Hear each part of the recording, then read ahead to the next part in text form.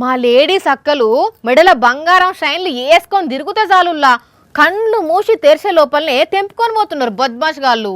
ఇక పలానా వాళ్ళ ఇంట్లో బంగారం ఉందని తెలిస్తే పొద్దున్న దాకా రెక్కి చేస్తున్నారు. వాళ్ళు అట్లా బయటకు పోగానే ఇంట్లో చొరబడి ఇల్లును గుల్లా చేస్తున్నారు. చూస్తున్నాం కదా. అయితే ఇటు చూడుండ్రి, ఇంకా ఇక్కడ దొంగలు ఎంత పని చేసిర్రో. దర్జాగా షటర్లు కట్ చేసి మరీ దుకాణంలోకి జొరబడి బంగారము వెండి పైసలు ఎత్తుకొని పత్తాకు లేకుండా పారిపోయినరులా నిజామాబాద్ జిల్లా నవీపేటల. చూడండి ఎంత తెలివెమ్మటి, ఎంత ఈజీగా షటర్లు కట్ చేసి లోపల జొరబడ్డారో. అయిపోయి ఏమున్నదిగా 2 నిమిషాల దుకాణంను లూటీ చేసి పడేసిండ్రు. ముఖానికి మాస్కులు తొడుక్కొని స్క్రూ డ్రైవర్లు రాడ్లతోటి అద్దాలు వలగొట్టి బంగారము 9 కిలోల వెండి డబ్బులను సంచిలేసుకొని పోయిండ్రు.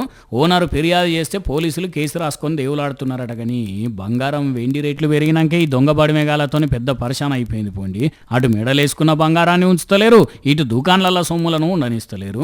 ఇక ఈ ముచ్చటి ఇట్లుంటే ఏపీలో అనంతపురం జిల్లా ఉరవకొండలో కూడా ఇగో ఈ అన్న దుకాణం షటర్ను వలగొట్టి మోటార్లు బేరింగ్లు మొత్తం లూటీ చేసిండ్రట. చెప్పవే అన్న, ఎన్ని లక్షల రూపాయల మాలు పోయింది?